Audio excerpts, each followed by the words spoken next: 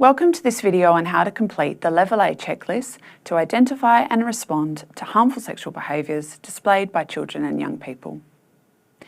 This tool is designed for carers, support staff and other professionals who provide care and support to children and young people, particularly in the out-of-home care context.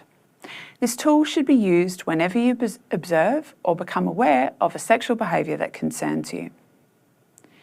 Whether you're a kinship carer, foster carer, residential carer or another professional, you can use this checklist without needing much prior knowledge of harmful sexual behaviours.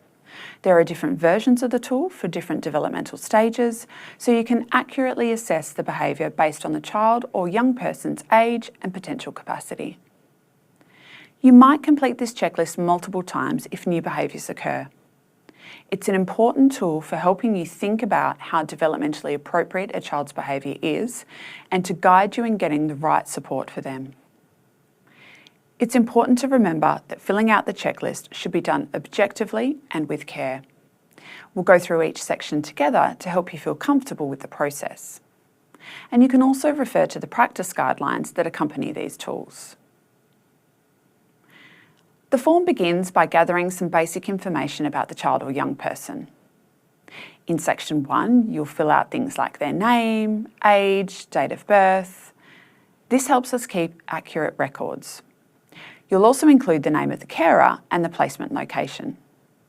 These details provide important context about the child's environment. Next, in section 2, you'll need to document when the behaviour was observed. Try to be as specific as possible with the date and the time, and you'll also note the date when you're completing the checklist and who's filling it out. This creates a timeline that helps us with follow-up assessments.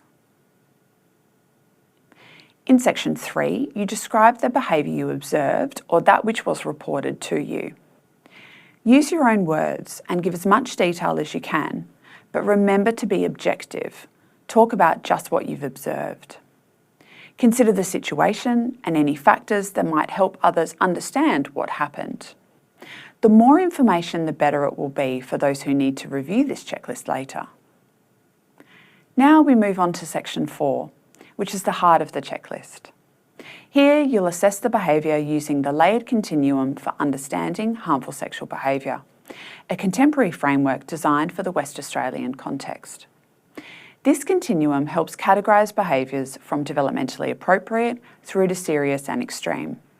Take your time and carefully mark the box that best describes the behaviour you observed. Next, think about whether another child was involved. If there was another child, you'll need to consider the dynamics of their involvement. Did the other child seem to be coerced? Or was there a clear power imbalance? Or did both children seem to engage freely in the behaviour? Mark the appropriate box based on what you observed. Now reflect on whether this behaviour is new or if it's something that has been happening for a while. Is it becoming more frequent or more severe, despite any efforts to redirect it?